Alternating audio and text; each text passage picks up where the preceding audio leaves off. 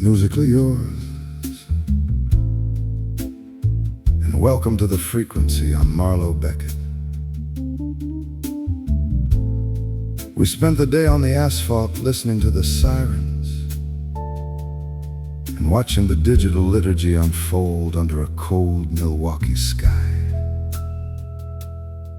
And now we look up, because looking down is getting heavy.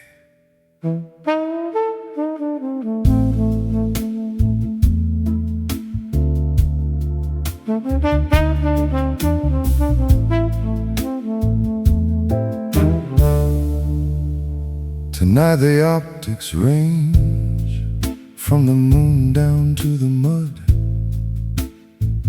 from a Nikon on Artemis to the sirens in our blood.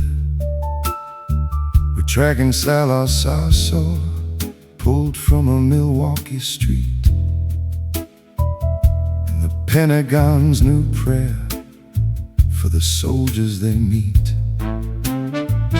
100,000 miles of vacuum, clean and bright, while a neighbor turns to data in the middle of the night.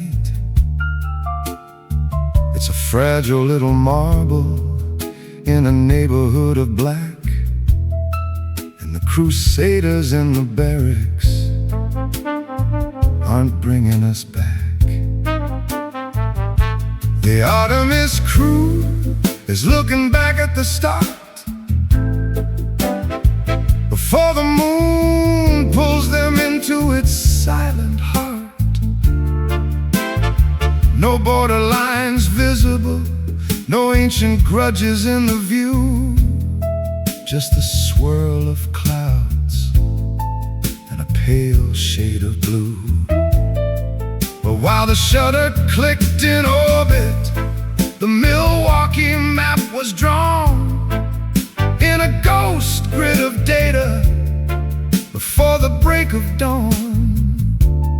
Salah Sarsour was driving home, a pillar in the cold, until the sirens cut the air and the administrative trap took hold. We are the rescue party, but we're busy setting fire to the deck, tallying the ledger while the rope is tightening round the neck. There is no heaven keeping count, no divine justice in the wings, just the records we refuse to drop and the weight that silence brings. The floor is getting thin, my friends, and the whiskey is going down, while we build a newer, sharper cage for every leader in this town. And while the neighbor's being processed, the Pentagon finds religion. Pete Hegzet's at the podium, carving out a very narrow pigeon.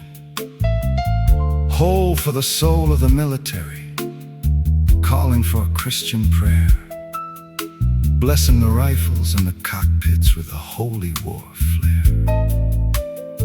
He wants a crusade in the barracks, a liturgy inside the drone, as if the carpenter's son ever wanted a kingdom made of stone. When the state finds a God, it usually stops being benign, tracing progress through the mud in a theological design. We're so enamored with the optics, so proud of the height, while we're losing our peripheral vision in the middle of the night.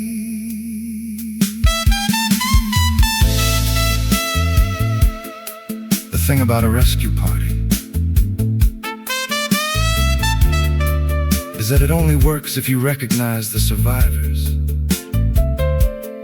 And looking at those photos from 100,000 miles out,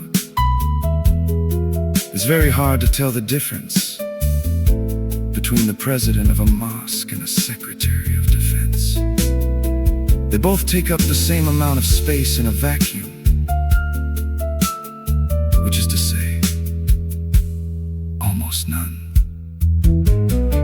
The stars aren't watching.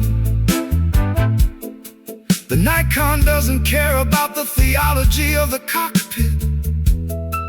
We are the only ones keeping the ledger. If we don't save each other, the void isn't gonna step in and do it for us. We are the rescue party, and the floor is nearly gone. We're tallying the losses from the dusk until the dawn. There is no heaven keeping count, no ghost to save the day, just us and the choices that we make before we fade away.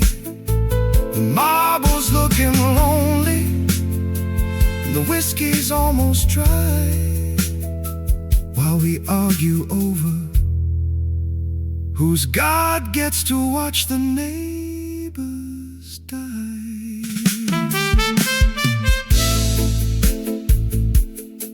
100,000 miles. It's a long way to go just to see how small we've become. Keep the photos, but maybe for one night, look at the person next to you with the same awe you give the marble. They're just as rare, and they're a lot harder to replace. Good night, Milwaukee. Good night, Earth. Try to stay on the lifeboat.